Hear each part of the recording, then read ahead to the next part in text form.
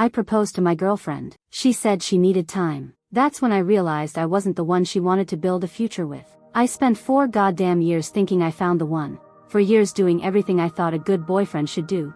Cooking dinner after her shifts when she was too tired to stand, listening to her vent about her sister for hours, pretending to be cool with her work husband she swore was just a joke, canceling trips to visit my family because she didn't feel close to them, remembering every dumb detail she ever told me because I thought that's what made relationships work, and I wasn't perfect, but I was solid, and I thought that mattered more than fireworks, and she always talked about marriage like it was a future we shared. Not an idea she was flirting with. She'd show me Pinterest boards full of rings, save house listings and DM them to me at work, talk about baby names, not in a weird way, just in that casual, someday, voice people use when they're dreaming out loud with someone they trust, and I bought into all of it, like an idiot, like a man with no backup plan, and when our 4th anniversary came around, I booked a weekend in Asheville, her favorite place. Got us a cabin in the woods, invited a few friends to come up for dinner the second night, and I bought the ring, nothing flashy, not cheap either, something classic I knew she'd like.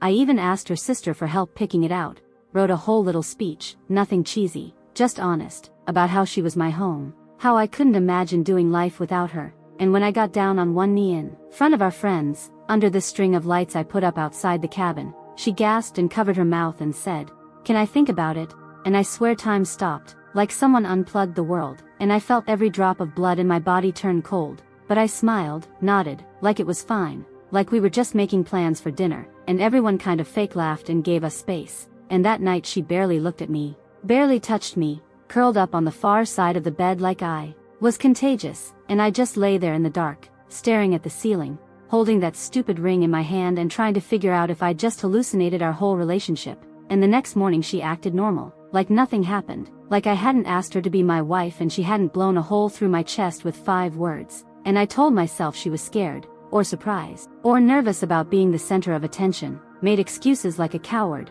like someone who'd rather bleed slowly than admit he's been shot, and after we got back she said she needed time, space, whatever, and I gave it to her, even though every second felt like I was holding my breath underwater, and then things got weird. Her phone was always face down. She started taking long walks at night to clear her head. She stopped saying "we," started acting like I was a guest in my own apartment, and I asked my sister what she thought. And she didn't sugarcoat it, just said, "If someone needs space after 4 years, they're not looking for clarity, they're looking for exits." And I couldn't unhear that. It stuck in my head and echoed every time Maya looked through me like I wasn't there. And then came the night she left her laptop open on the kitchen table while she showered, and I wasn't snooping, I swear. I just went to close it, but her texts were up, and there he was, Matt, some guy I'd never heard of. And their messages weren't dirty, but they were emotional in a way that felt worse, shit like, "You make me feel like myself again," and "I wish I could talk to you without guilt," and "maybe in another life." And I just sat there, numb, because part of me already knew, part of me had known for months, and when she came out of the shower and saw me sitting there, she didn't freak out, didn't even try to grab the laptop, she just sat down and said, "I didn't want it to be like this," and I asked her if she loved him, and she said, "I don't know," and I asked if she loved me, and she said, "I did," and that was it. That was the fucking moment I realized I'd been holding up a relationship she already let go of, like a guy trying to carry a dead body through a marathon, and I packed a bag, grabbed my keys, and walked out, moved into my friend Nate's spare room that night, didn't even argue, didn't yell, just left, because there was nothing left to save. The first week at Nate's was weird as hell. Like I was floating above my own life, watching someone else crash and burn in slow motion. His room had this old futon that wrecked my back and a window that didn't close right, so I froze my ass off every night.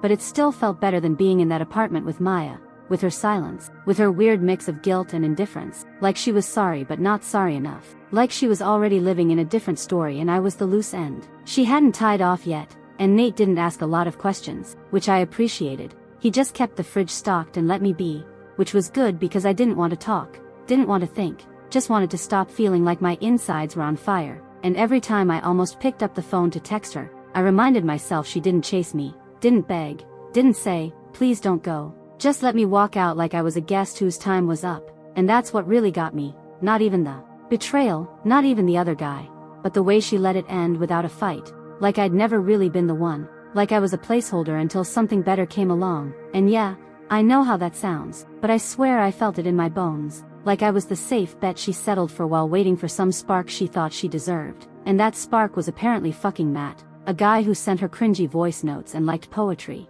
The kind of dude who probably plays guitar in parks and says shit like energy alignment, and I hated that I even cared, hated that I still stalked her socials from a burner account because of course she blocked me, and I saw them, 2 weeks later, out at some dumb candlelit outdoor bar, smiling like the world never cracked open under her feet, like I never existed. And maybe it wasn't even that serious yet, but the fact that she looked free, that she looked like she could breathe without me, while I was out here gripping a toothbrush like it was a weapon in the shower and flinching every time I saw her name pop up on old emails. That shit did something to me, broke something I didn't know was still breakable. And then came the kicker. A mutual friend invited me to a party, just a chill thing, maybe 6 or 7 people, said it'd be good for me to get out, and I didn't want to go, but Nate pushed me, said, "You've got to re-enter the world at some point, man," and fine, I went. I stood around holding a beer I didn't want, trying to laugh at shit I didn't care about, and that's when I overheard Lila, Nate's girlfriend, talking to this girl Clara who I remembered from a few hangouts with Maya,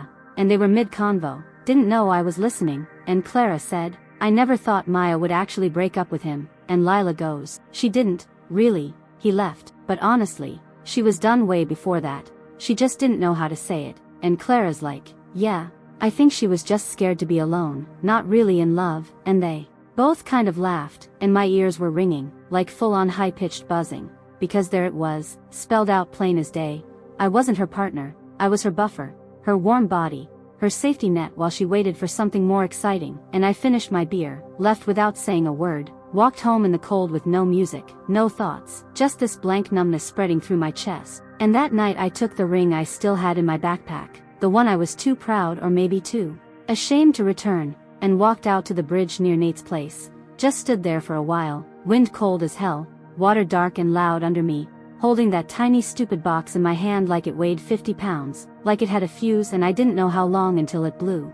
And I thought about it, really thought about it, thumbed the edge of it over and over, pictured it sinking into nothing, pictured her face, pictured mine, asked myself if letting go would change anything, and after standing there like a frozen idiot for God knows how long, I just stuffed it back in my coat pocket and walked home, no music, no meaning, just hands in my pockets and this dull throb in my ribs that felt like a bruise I'd given myself. The thing about heartbreak is everyone expects it to look like something dramatic, sobbing in the rain, smashing plates, screaming into pillows, but most days it just looked like me sitting on Nate's shitty futon eating dry cereal at 2 p.m. in the same hoodie I wore yesterday, answering work emails like a robot, watching dumb YouTube videos until 4 a.m. because I was too wired to sleep and too numb to care. And the worst part was how normal it all looked from the outside, like I was coping, like I was giving her space, or focusing on myself, or whatever bullshit people say when they don't know you're rotting inside. And the truth is I wasn't healing, I wasn't growing, I was just avoiding mirrors, literal ones and mental ones, and pretending that every meal I skipped and every call I ignored wasn't part of me giving up piece by piece. And yeah, Nate tried to help.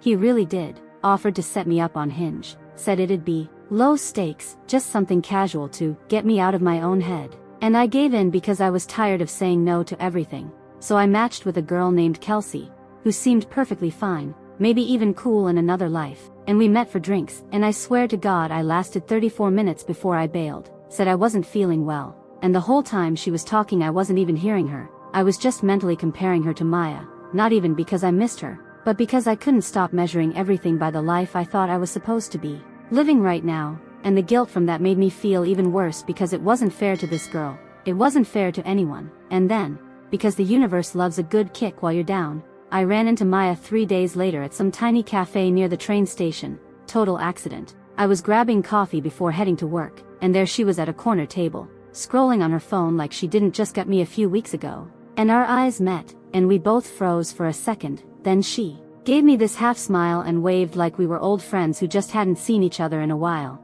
and I walked over, not even knowing why, just pulled like gravity, and said hey, and she said hey back, and we stood there awkwardly, both pretending like this wasn't hell, and she asked how I was, and I lied, obviously, said good, keeping busy, and she nodded and said, that's good, and told me Matt got offered a job in Portland and they were thinking of moving, just dropped it in there, like it was no big deal. Like my replacement got a promotion and she wanted me to clap for it, and I wanted to scream but I didn't, I just nodded like a fucking puppet and said, "Sounds cool." And she said, "Well, it was good to see you." And I said, "Yeah," and that was it. She left, and I stood there holding a cup of coffee that suddenly felt like it weighed 100 pounds. Didn't even drink it, just tossed it and went home. And that night, I did the one thing I swore I wouldn't. I texted her, just, "I saw you today," and of course she didn't reply, didn't even leave it on read, and I deleted it 2 hours later, deleted the whole thread actually, like that could delete the years too, and then I sat there with my laptop open,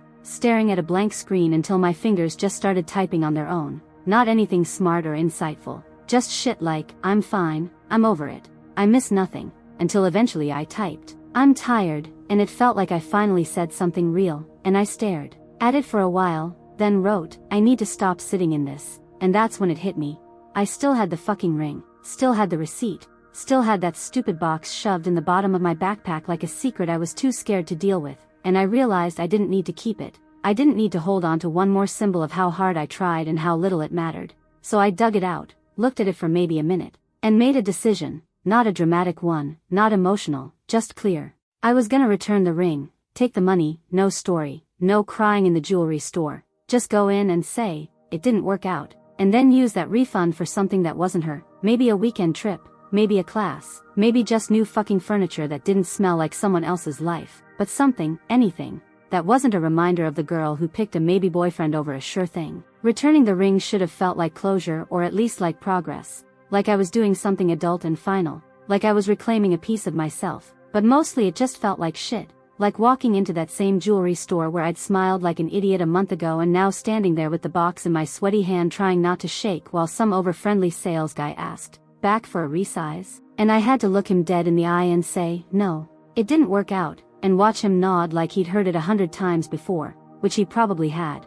But it still hit me like a truck, and he was polite, didn't ask questions, processed the refund like a pro, said he was sorry and handed me a receipt with the kind of quiet sympathy that made it worse, like when someone touches your shoulder at a funeral. And I walked out with the cash on my card and a hole in my chest and immediately felt dumb for expecting some kind of internal shift, like, the act itself would set me free, and yeah, it was the right thing, and yeah, it meant I wasn't stuck in that maybe hope anymore. But it didn't make the weight lift, not really. I still felt like I was walking in mud. But I told myself that now I had options, that I'd take that money and do something selfish with it, for once, something I wouldn't have done if I were still planning a wedding. So I booked a weekend in Denver, solo, just to get out of town, breathe a different kind of air, sleep, in a room that didn't have memories, and Nate was proud of me, gave me a high five and said, "That's what I'm talking about," and I almost believed it too, like maybe I was finally shaking it off, but the flight over was brutal, every couple at the gate looked like a version of what I thought I had. And every empty seat next to me reminded me that I used to imagine traveling with her, sharing headphones, fighting over armrests, falling asleep on each other's shoulders, stupid things that now felt like they belonged to someone else's life. And when I got to the hotel, I stood in the room for 5 full minutes not knowing what to do with my body, because it was just me, and no one was coming to meet me, and I didn't need to text anyone that I landed safe, and that weird silence was loud as hell.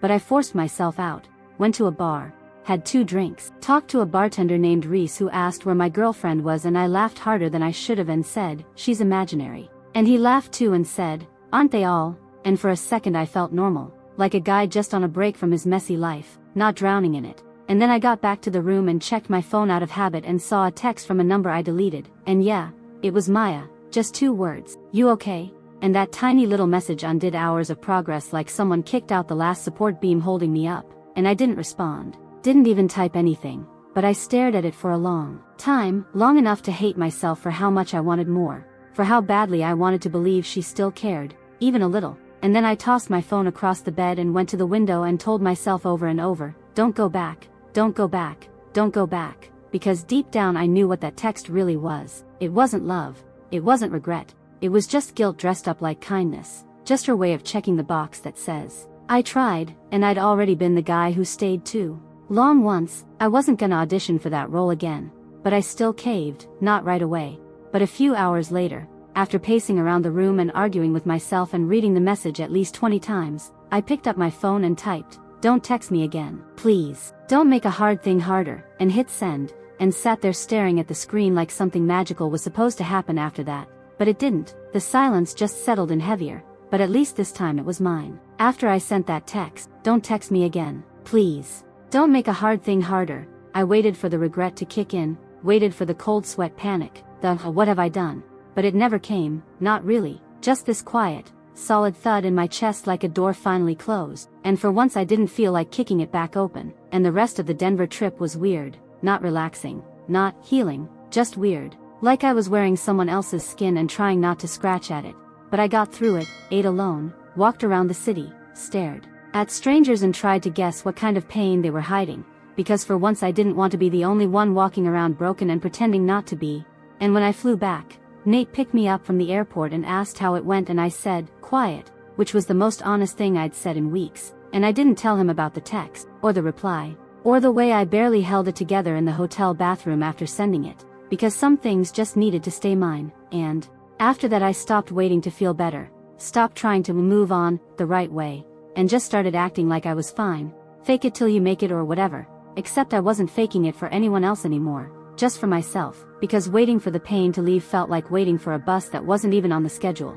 So I changed my number, not out of pettiness, just peace, and started cleaning up my life one dumb corner at a time, unsubscribed from joint accounts, deleted the playlist we made on that trip to Maine, boxed up the stuff she left behind and dropped it at her sister's place without warning, no note, no message, just a quiet goodbye to things that didn't belong in my space anymore, and I started cooking again, not frozen pizza or cereal but actual food, like I was worth feeding properly, even if it was just me at the table, and I went to a bookstore for the first time in months, bought a journal, wrote shit in it I'd never say out loud, stuff like, "I'm scared I'll never trust anyone again," and "I miss the version of me that believed in us," and "I hate that I still check her fucking Instagram even though I swore I wouldn't." And yeah, it was pathetic, but it was mine. And one day, totally randomly, Nate came home and tossed me a flyer for a boxing gym around the corner and said, "You've got rage leaking out your ears, maybe put it somewhere." And I laughed but went anyway. And something about hitting things without explanation made a difference, not huge, not life-altering, but enough to walk home with my jaw unclenched for once, and the trainer didn't ask questions, didn't try to unpack my trauma, just told me to breathe and hit the bag like it stole something, and I did, again and again, until my hands hurt and my arms shook and my lungs burned, and I kept showing up, not to heal, not to reinvent myself, just to survive in a way that didn't suck, and slowly, very slowly, things started to shift, not like in movies, where the music swells and everything clicks, but in small ways, like realizing I hadn't thought about her all day, or waking up without dread, or watching a couple hold hands on the street without wanting to puke. And maybe that's the trick, maybe healing isn't this clean, final moment. It's 100 tiny decisions you make in the dark, and you don't even know they matter until one day you look up and realize you're not drowning anymore, you're just wet. It had been a while since I really thought about her, not the usual background noise or the occasional dream that left me waking up pissed off, but actual, full-on mental presence, the kind that ruins your day before it starts. And for a while I let myself believe I was out, free, done, and maybe I was getting close, but then she found a way to dig herself back in like a splinter under skin you thought had healed. And of course it started with something stupid, like always, I was at work, finally, in a groove again, not crushing life but doing okay, like actually okay, when I got a DM from an unknown account with no profile picture, just the words, "Hey, this is Maya, can we talk?" And I stared at it like it was a bomb, heart racing, palms sweating, like no time had passed at all, and I didn't answer right away. I let it sit for hours, told myself I wouldn't respond, that I didn't owe her anything, that I was past this. But you know how it goes, you tell yourself a lot of shit when you're hurt, and at midnight, alone in the kitchen, I cracked and wrote back, "What do you want?" No hi, no small talk, just straight to the point, and she replied almost instantly like she'd been waiting, "I don't know. I've been thinking about you a lot." And I felt this ugly mix of anger and curiosity bubbling up because what the fuck does that even mean? Thinking about me how? As a mistake? As a backup plan? As a punching bag for your guilt? And I didn't reply for a few days, just let her words hang in the inbox like a smell that wouldn't go away.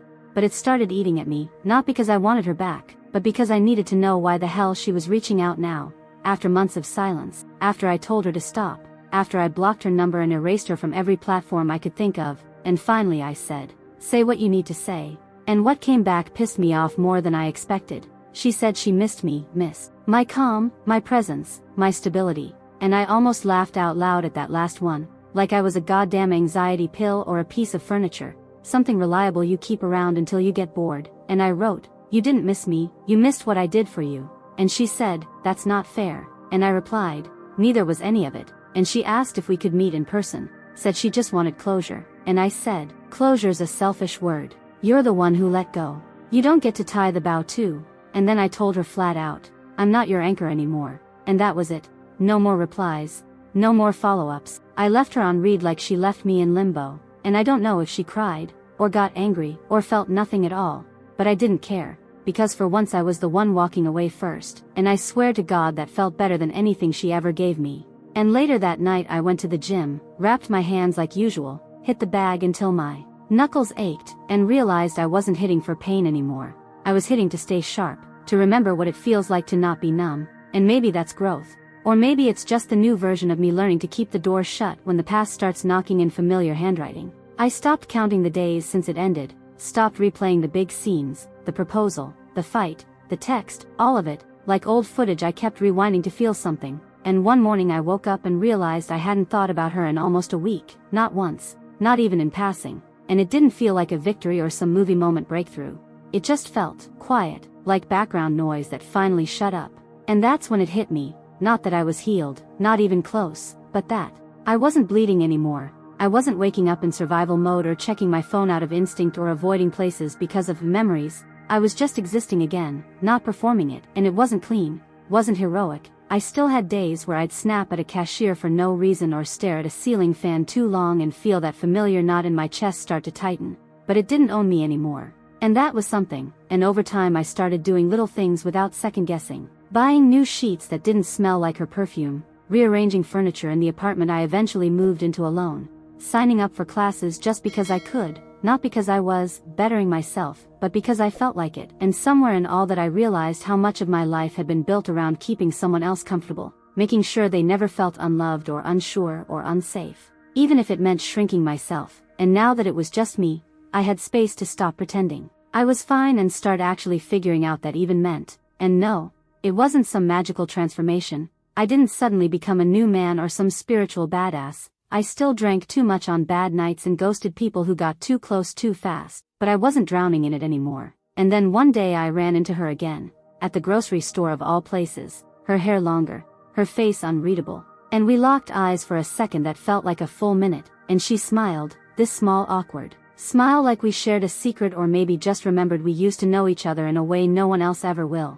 And I nodded, didn't stop, didn't speak, just kept walking past her down the aisle, and I swear to God my heart didn't even flinch. And later, back in my car, I sat for a minute and waited for something to hit me, a wave, a sting, a memory, anything. And it didn't come, and I drove home with the windows down. Not because I was free or healed, but because it was just a nice day. And that was enough. And that night I cooked for myself, real food, not out of sadness or boredom or progress, just because I felt like eating well, poured a drink, sat in silence, and toasted absolutely nothing, and for once it felt earned. It's been almost a year since I saw her in that grocery store aisle, and no, we haven't talked since. Not really. But did she try? Yeah, a few times, different numbers, random emails, a weird birthday text that just said, "Hope you're doing well," like we were old classmates or something. And how many times did I respond? None that made anything better, and all of them just to say, "Don't," short, cold, final. And she respected it eventually, or maybe just got tired, and I heard through Nate's girlfriend, because of course that channel still exists, that things with the guy didn't work out, apparently they weren't compatible, and I didn't feel satisfied when I heard that, didn't feel smug or vindicated. I actually felt a little bad for her, not in a "maybe we should have tried again" kind of way, but in a human way. Like, yeah, it sucks to lose something and realize it wasn't worth what you gave up to get it, but she'll figure it out, like I had to, because no one's coming to pull you out. You crawl or you sink, that's it. And me? I work a lot, probably too much, but it's mine, and I've kept the gym habit too. Became kind of a machine if I'm being honest, not for aesthetics or revenge, just because it gave me something solid when everything else felt soft and fake. And yeah, there's someone now, nothing explosive, nothing dramatic, just real. Her name's Tessa. She's the one who actually set up my gym membership, if you can believe that. And we started talking, slow, no pressure, no weird games, and the thing is, it feels so different being with someone who actually puts effort back into you. Someone who notices when you're tired and does something about it, not because you asked, but because they give a shit. And for the first time in a long time, I'm not guessing, not chasing, not convincing anyone to stay.